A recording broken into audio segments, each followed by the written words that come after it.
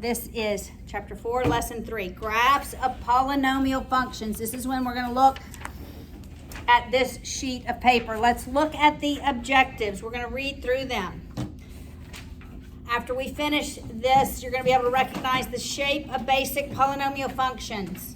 Wait, where's the objectives? Objectives are right under the 4.3 circle. Oh no, not on the sheet, in the book. Sorry, I told you to look at the sheet. This is in the textbook. You're going to be able to recognize the shape of the polynomial function. You're going to be able to describe what the graph looks like and identify certain properties. A new word, continuity. End behavior. We've heard intercepts, we've heard local extrema, and we've heard points of inflections. All right, so looking at your sheet, the first thing we're going to cover is odd and even functions. All right, what do we mean by odd and even function? An odd function has an odd exponent as the highest exponent, or an odd degree, right? We've called it degree. So it's x to the first power. It's x cubed. It's x to the fifth power. Got it? Is the lead exponent, the highest exponent, all right? All right, so we could have 2x, or let's just go cubed, or we could have negative 2x cubed. All right, this is called the A value. That's before that lead term, that first term, the highest degree. That A value tells us what it looks like. If it is positive and a cubic, it begins in negative, in this third quadrant, all right? And it ends in positive.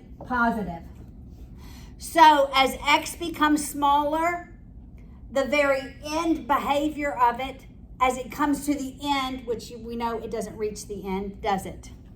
It doesn't reach the end because it goes to infinity. Now I can't even turn it. Is in the negative. That's end behavior. Got it? As x approaches negative infinity, y approaches negative infinity. As x approaches positive infinity, y approaches positive infinity. That's what the end behavior is. All right, so any positive A value on a cubic function looks like this. All right, what happens if it were like 2x to the fifth? What's the difference between an x cubed and an x to the fifth? How many wiggles are in the middle? Yeah, well, it has 5 directions. 1, 2, 3, 4, 5. 5 or less, right? What about an x to the 7th? It just has more wiggles in the middle, right? The end behavior is the same. Got it? Yes. How does the first one have 3 widths? Well, this is just x cubed. Oh. Well, it would be 1, 2, 3. All right. If it's just x cubed, that's what I drew. But at most, it may wiggle like that if I got closer to it. Got it? All right, so when it's odd, I want you to think linear. So if I just drew a line to the very end points, what's this slope? Positive or negative? Positive. That means my lead coefficient is positive. So odd, I want you to think linear. All right? Now, what if I had negative? You know what happens? The slope is going to be negative. It starts in this quadrant, negative, positive, and it ends in the fourth quadrant. So it goes from quadrant 2 to quadrant 4, such that the end behavior for this one is as x approaches negative infinity, y approaches positive infinity. And as x approaches positive infinity, y approaches negative infinity. See how the end behavior is different? This is reflection across the x-axis. What happens is this is reflected up here, and this is reflected here. However, if I just drew a line from the arrows, is it obvious that that's a negative slope if it were linear? Right? So odd, think linear. Okay? Make sense? Exponent, the lead coefficient positive, it goes from third to first quadrant. Lead coefficient negative, it goes from second to fourth. Okay? All right, now, what if it were an even function? Like, this is even. If it were x squared, x to the 4th, x to the 6th. So for odd, we are going to think linear. That helps us to know positive, negative slope, right? Think linear. Do you understand the connection between linear? Here I want you to think parabola, because you know parabolas.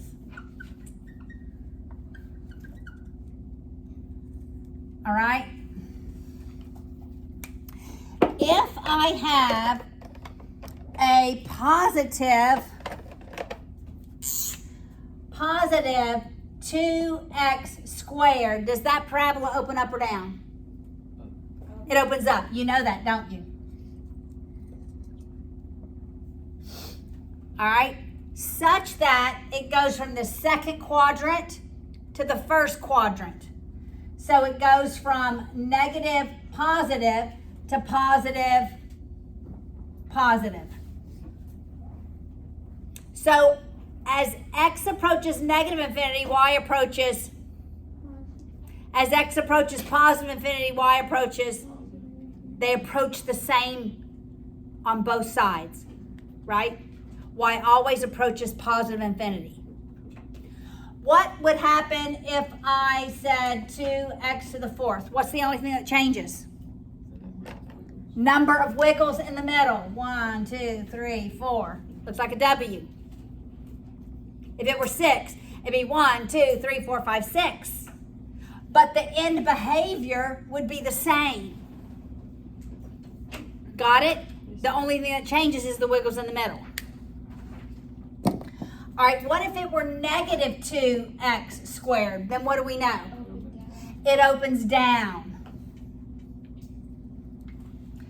So we go from this fourth quadrant of negative to this third quadrant to the fourth quadrant, which is positive, negative. Right? So that as x approaches negative infinity, y approaches negative infinity. Right? And as x approaches positive infinity, y approaches negative.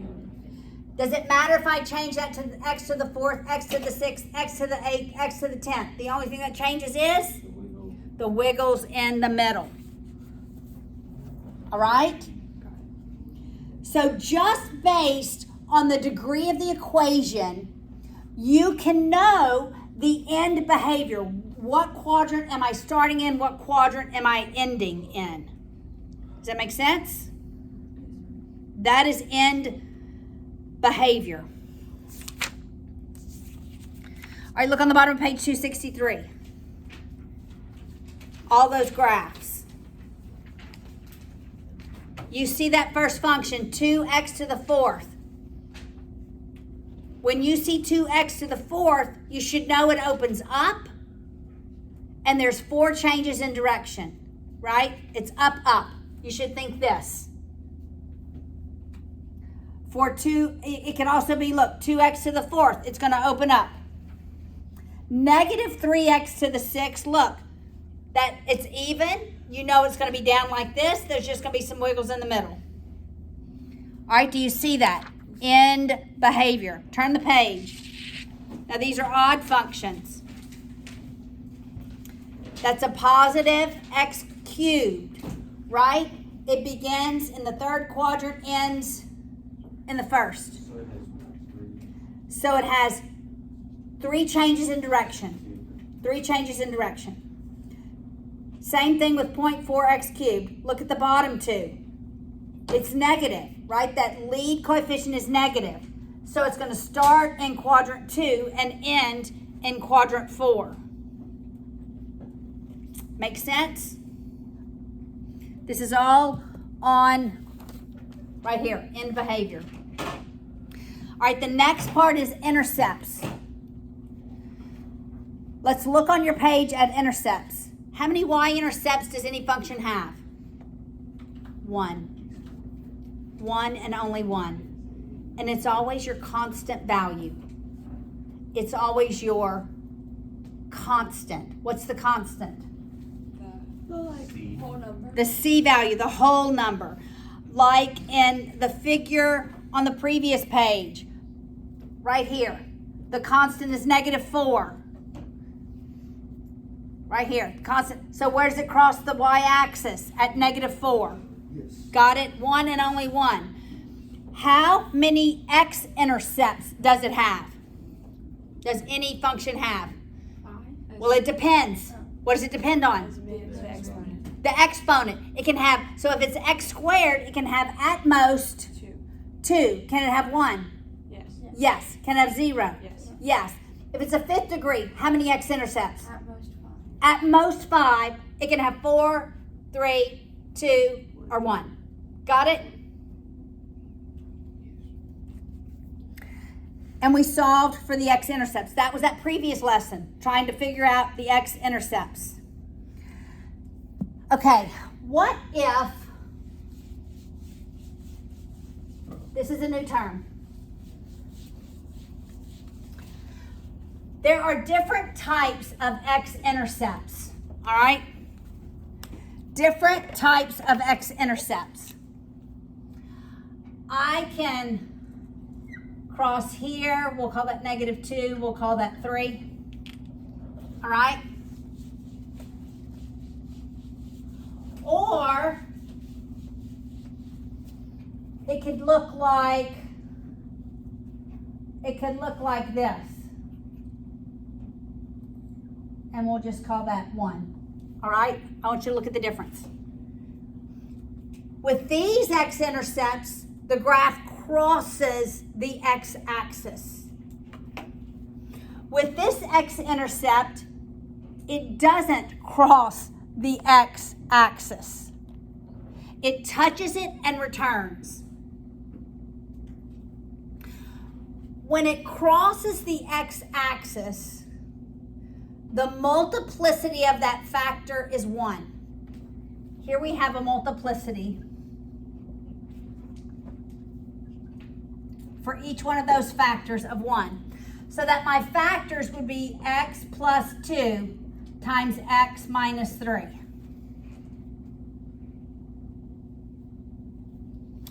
When it touches and returns, the multiplicity of the factor is 2. So that this would be x minus 1 squared.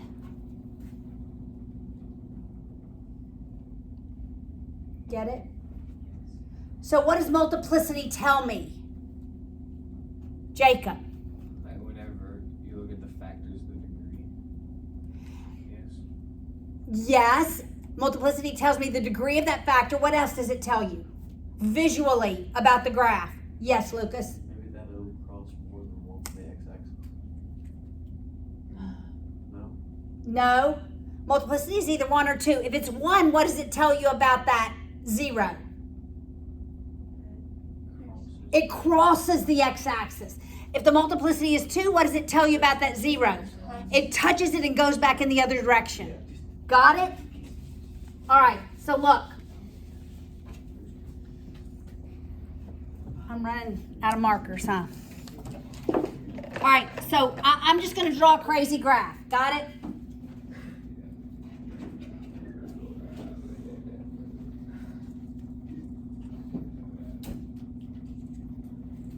All right, we'll label -5, -1, 3, and 6. Okay. What's the multiplicity of -5? 1. Corey.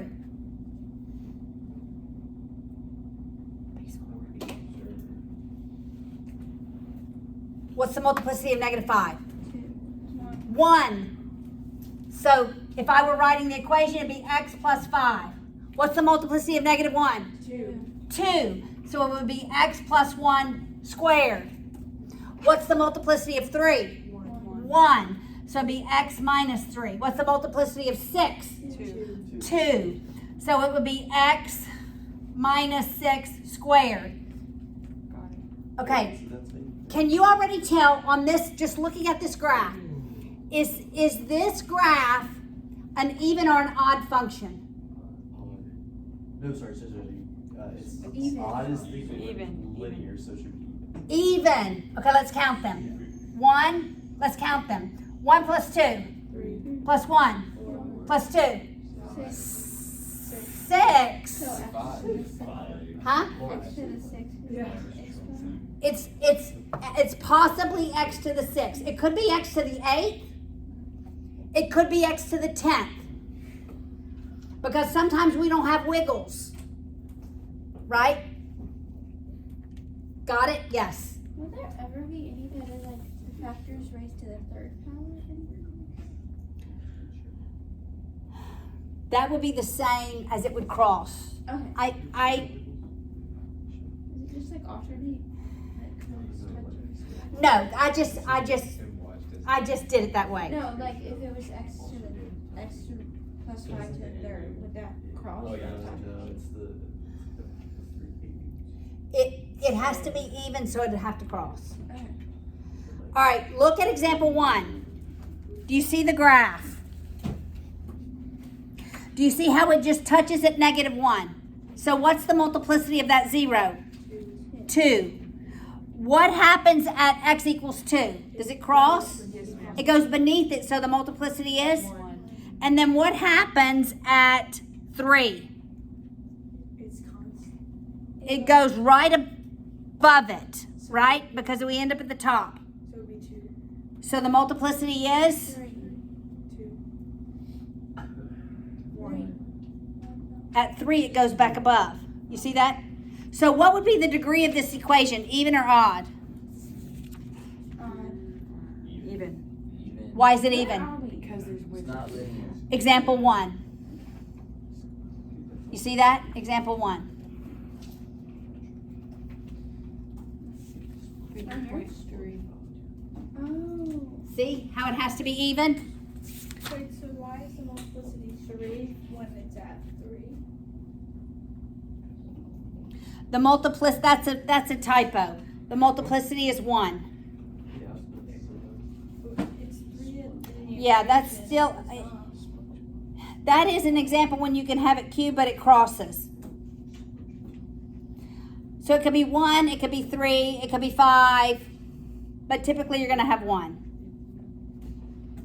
All right, look at number of extrema.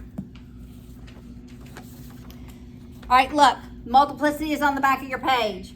Look at local extrema. Your local extremas are your mins and your maxes. You remember that, right? Look how many you can have. You can have at most n minus 1. The degree of the equation minus 1. So a second degree equation is going to have how many extremas? 1. Does a parabola have 1 extrema? Yes. No. That's a parabola. Yes. It only has a min or A max. a max. 1 extrema, right? A cubic equation can have how many extrema? It can have 2. A 4th degree can have how many extrema? 3. 3. 1 less than the degree. Got it? yes, ma'am. You following that? Points of inflection. What is the point of inflection? That's where the concavity changes. That's right. So, for example, That's a max. Here's a min. Somewhere in here is the point of inflection, right? Is this an even or an odd? It's odd. What degree do you think it is? You think it's cubed? Maybe cubed, could be 5, okay? So it's definitely odd. We're going to say x cubed. Is the lead coefficient positive or negative? Positive. It's positive. All right. So it's an x cubed, probably, right? How many points of inflection does it have? 1. Because the most points of inflection is the degree minus 2. That's on your little cheat sheet. N minus 2 points of inflection. Got it?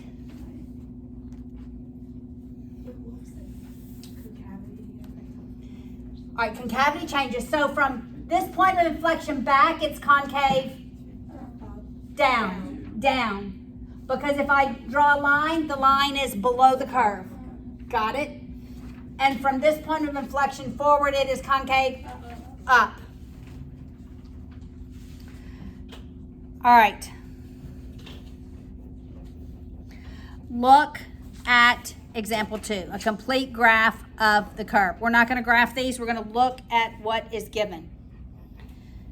All right, we have an x to the 4th degree curve. What are you expecting for an x to the 4th?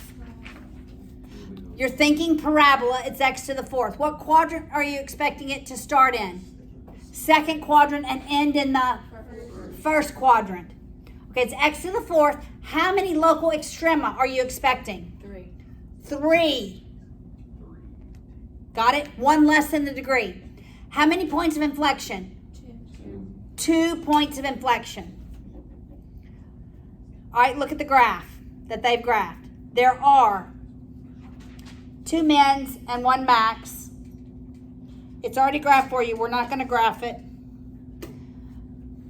And we were expecting the end behavior as x gets smaller and smaller, y is going to go to positive infinity. As x gets bigger and bigger, y will go to positive infinity. All right, what about example 3, x cubed? What are you expecting? What quadrant is it going to begin in? It's going to begin in the 3rd quadrant. What is the y-intercept? 2. All right. So I already know that 0, 2 is a point, right? 0, 2 is a point on the graph, don't I? Yeah. And it's going to be 3 curves. And I could use the rational 0 test. But if you graph it on your calculator, it actually begins, if you just look at the top of the next page, it looks like this.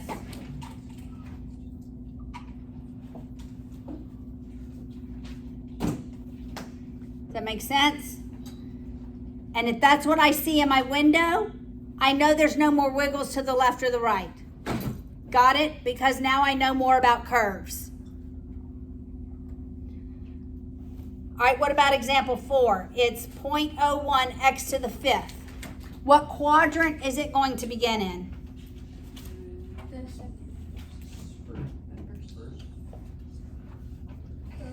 No, sorry. 3rd.